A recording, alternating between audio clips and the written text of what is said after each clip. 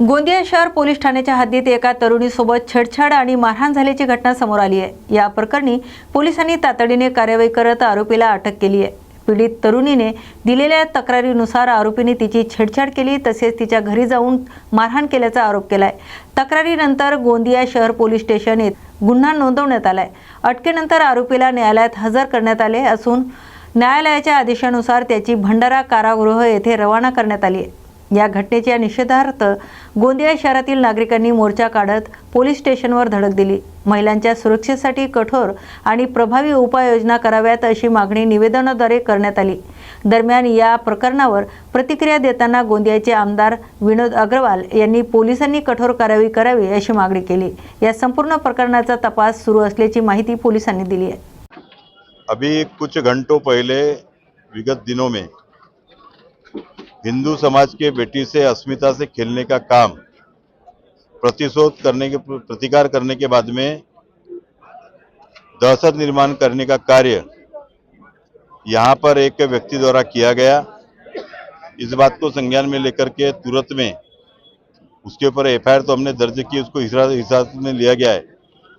लेकिन ऐसे जो लव जिहाद के प्रकरण जो बड़े प्रकरण पे गोंदिया में बढ़ रहे हैं, इसमें तुरंत पुलिस प्रशासन इस पे लगाम लगाए, जिला प्रशासन लगाम लगाए। आने वाले समय में हम हिंदू समाज के बंधुओं को कायदा हाथ में लेने की स्थिति निर्माण न हो, इस प्रकार की व्यवस्था पुलिस प्रशासन ने करना चाहिए।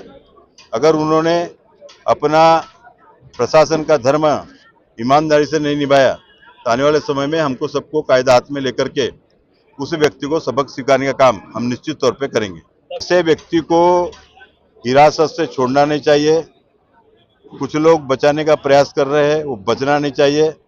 और इस प्रकार से लव जिहाद के माध्यम से हिंदू बेटियों को अपने प्रेम जाल में फंसा करके या उनके ऊपर में जोर जबरदस्ती करके और प्रतिकार करने के बाद में उनके ऊपर में दहशत निर्माण करके ऐसे गुंडा प्रवृत्ति के लोग गोंदिया में किसी भी प्रकार की गुंडागर्दी करते होंगे, इस प्रकार का नीच कृत्य करते होंगे, तो ऐसे व्यक्ति को हम सबक सिखाने के लिए अगर पुलिस प्रशासन नाकाम रहता है तो हम गोंदिया शहर की जनता सक्षम है। आने वाले समय में अपने हिसाब से ऐसे व्यक्ति को सबक सिखाए जाएंगे। आपल्याकडे काल एक तक्रार आली, त्यामध्ये तिने तिच्या मुलीने पीडितेने छेडखानी केली आरोपीने आणि घरी येऊन मारपीट केली अशा प्रकारे तक्रार दिली।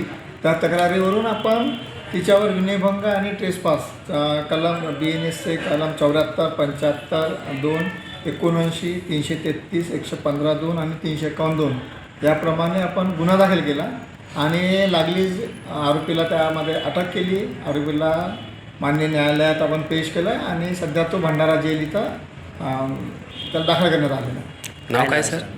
आरोपी शाहरुख पठाण म्हणून आहे आणि सध्या तो भंडारा जेल इथं आहे। त्याचा जुना आपण गुन्हेगारी रेकॉर्ड पण आहे, तो आपण लावलेला आहे आणि तो न्यायालयात पण सादर केलेला आहे।